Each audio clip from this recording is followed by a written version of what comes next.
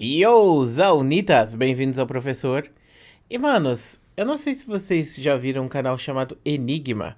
Esse é um canal de animes aqui da plataforma. É um canal bem expressivo, ele não chega a ser gigantesco, mas é um canal conhecido, ele tem 430 e poucos mil inscritos.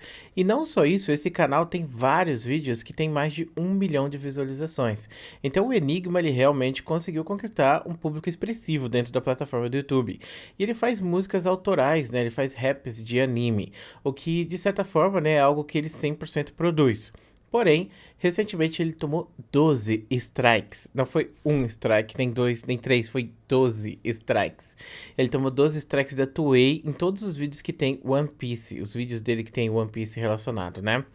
E aí o que acontece é o seguinte, meus amigos, esse canal aí, ele tá com 7 dias aí para ser deletado do YouTube. Para quem não sabe, aqui na plataforma você pode tomar 4 strikes. Muita gente fala que é 3, mas na verdade é 4, porque um strike conta como um aviso só. Então, por exemplo, se o seu canal nunca foi notificado de direito autoral ou alguma coisa, você toma um strike e você continua 100% normal, não faz diferença nenhuma pro seu canal. Só que aí você não pode tomar outros strikes também, porque senão isso cai e aí você acaba perdendo seu canal permanentemente.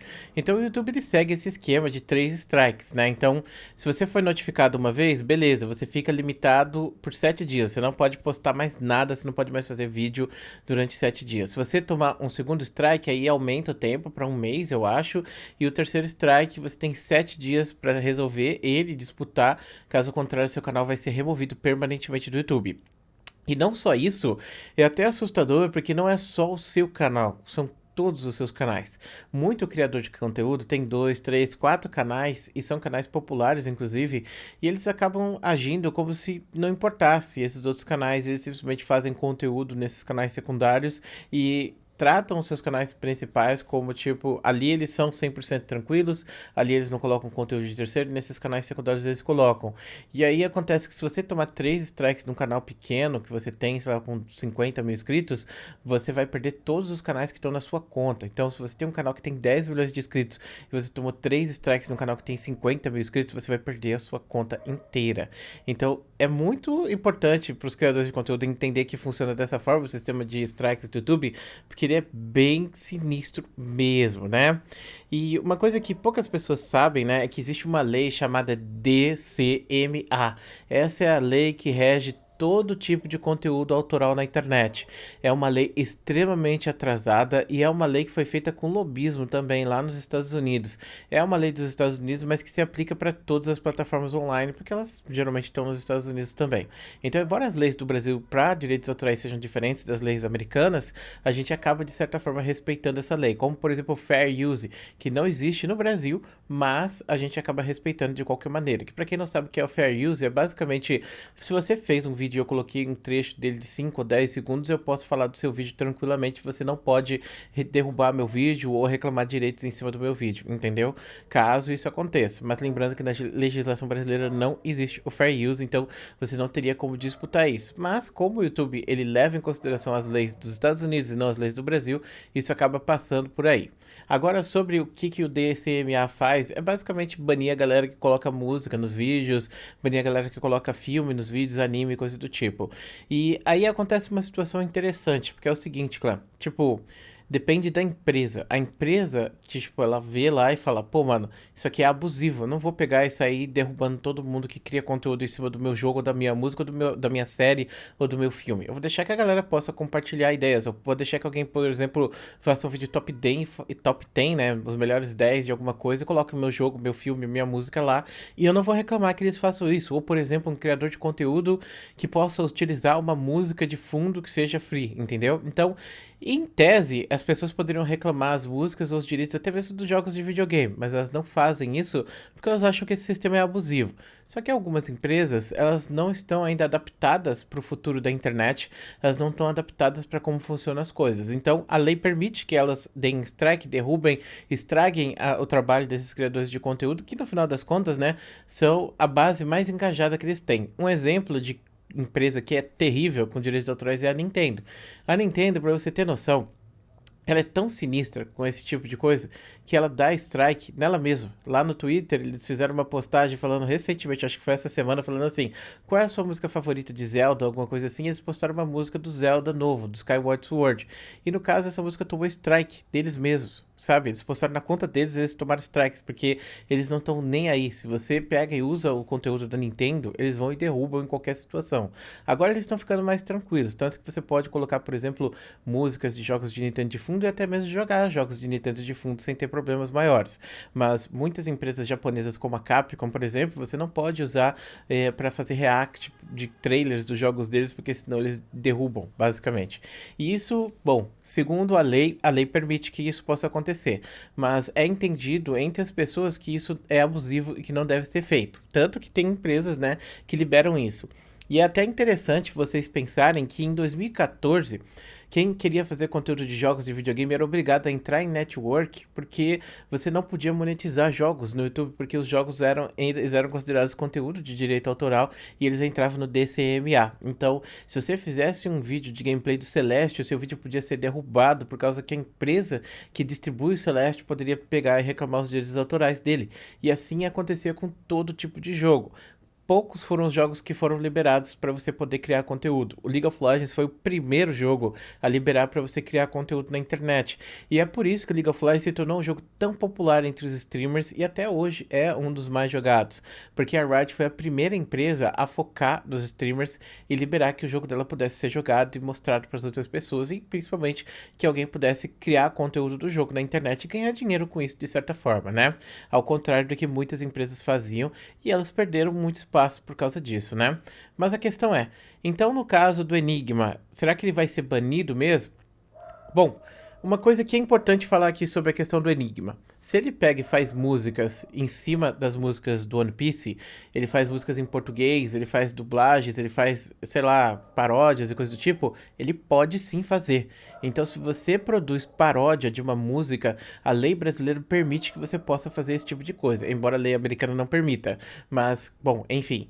Embora o YouTube esteja no Brasil e ele responda ao DCMA, que é uma lei norte-americana, se você aqui no Brasil for autuado por essa lei, você pode entrar com recurso, um processo contra o YouTube e o YouTube perde geralmente esses processos, porque tem uma jurisprudência no Brasil de vários processos que o YouTube enfrentou em relação a isso e ele acabou perdendo. Então, se você fez uma música de paródia em cima de outra música famosa, internacional, ou até mesmo brasileira, e o YouTube derrubou a sua música, você pode processar o YouTube e a jurisprudência diz que você tá com a razão. Pra quem não sabe o que é jurisprudência, é basicamente quando tem um negócio que todo mundo reclama, sei lá, todo mundo processa o YouTube por causa de um motivo específico, que nesse caso da música, e vários juízes decidiram que, na verdade, né, tá liberado, que o YouTube não tem direito de derrubar suas músicas paródias. Então, eles pegam todos esses processos e criam essa jurisprudência para que todo juiz se baseie nisso. Então chega um novo caso, aí o juiz vai lá e fala, pô, já julgaram 50 casos e foi o YouTube se ferrar. Então o YouTube vai se ferrar nesse também, entendeu?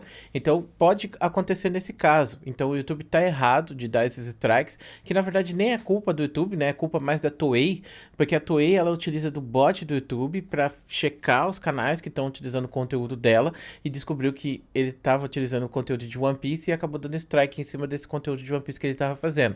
Então ele pode sim entrar com um processo do YouTube caso o YouTube suspenda o canal dele, porque ele vai disputar contra o YouTube, né? Eu acho que a coisa certa é ele disputar, porque você tem essa opção, disputar esses 12 strikes, se não forem removidos, ele entra com processo e consegue de volta o canal dele. E ainda consegue receber multa, indenização também por causa disso, porque o YouTube não pode fazer esse tipo de coisa no Brasil. A lei brasileira não permite que isso aconteça, embora a lei norte-americana não tenha esse tipo de cláusula. Agora, sobre a questão, tipo, do que poderia ferrar ele, no caso, são os vídeos que ele coloca de fundo.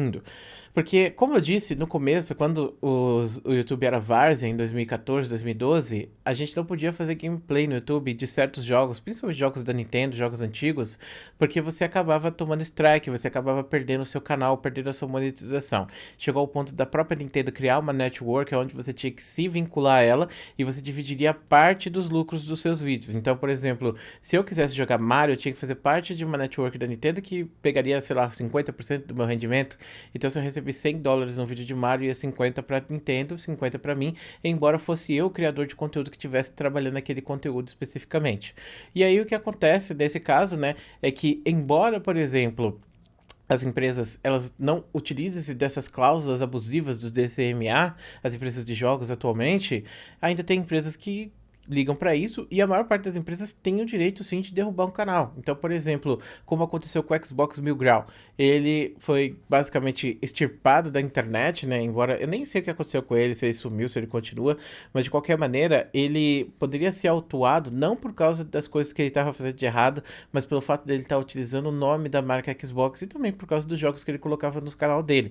Então, isso seria uma forma judicial que poderia ser utilizada para derrubar o canal dele e ele não teria como lutar contra isso. Então, nesse caso do Enigma, pode ser que a Toei dê strike nele não por causa das músicas que ele fez, mas por causa dos vídeos de anime que ele colocou de fundo. E é possível que isso tenha acontecido por causa de um engano, inclusive, porque o YouTube utiliza um bot. Então, o que acontece é, a Toei colocou lá os vídeos de One Piece, né, que as pessoas ficam replicando no YouTube, e aí colocou lá, se você postar um episódio de anime no YouTube, a gente vai derrubar e a gente vai dar strike no seu canal. Só que aí, como o Enigma colocava de fundo esses vídeos passando, não era o episódio, mas era o de vídeo de fundo, o YouTube entende esses vídeos como se fosse ele replicando, como se ele estivesse repostando todos os episódios do anime dentro do YouTube. Então ele acabou dando esses 12 strikes que vai derrubar o canal dele. Mas, enfim, a gente teria então 3 saídas aqui. A primeira é, ele entra com esse recurso e consegue ser liberado e fica tudo bem, então foi um grande engano tudo isso, e eles aceitaram tudo isso, o canal dele continua existindo. E isso, para acontecer isso, vocês têm que ir atrás, as pessoas têm que mandar mensagem para Toei, tem que entrar em contato para que libere o canal dele, inclusive, porque são pessoas humanas que vão analisar essa situação e vão decidir pelo canal dele. E na minha opinião, o trabalho que ele está fazendo é muito importante para a comunidade brasileira e, querendo ou não, né, vai trazer dinheiro e fãs para a Toei de certa forma. Então eu acho importante que a comunidade cobre isso e já está cobrando. O Digo falou sobre isso, o Peter Jordan falou sobre isso, o pessoal do YouTube já falou sobre isso, está conversando com ele, o pessoal do YouTube Brasil, a galera é super solícita, então eu tenho certeza que vai terminar bem essa história aí, mas de qualquer maneira é um grande estresse. Aí as outras opções seriam quais? A segunda opção é, ele tomou strike por causa dos vídeos de One Piece e aí a Toei não libera isso e deleta o canal dele por causa disso. Então, nesse caso, eu não sei o que ele poderia fazer, não sei se existe alguma legislação brasileira que poderia cuidar dessa parte especificamente. E o terceiro ponto é que a Toei dá strike nele por causa das músicas que ele criou, ele entra com processo contra o YouTube e libera o canal dele. Então, dessa forma, ele conseguiria liberar de volta, porque as jurisdições brasileiras, elas liberam, geralmente, quando acontece strike por causa de paródia, coisa do tipo. Agora, a questão é, será que vai acontecer? Não sei dizer pra vocês. Mas, eu entendo super o lado dele, porque é uma situação extremamente estressante da gente passar. Poder perder todo o seu sustento, todo o seu trabalho por causa de um maluquinho lá do Japão que apertou um botão, pay. E nem te conhece, nem sabe qual é a diferença que você faz para aquela comunidade, né? Bom, enfim, muito obrigado por assistir esse vídeo até aqui. Um grande beijo, um grande abraço e que a gente faça uma revisão do DCMA. Embora que a gente não tenha muito impacto nisso, porque quem tem que refazer essa lei são os próprios norte-americanos, né? Que, pelo amor de Deus, né? Chega de lobismo.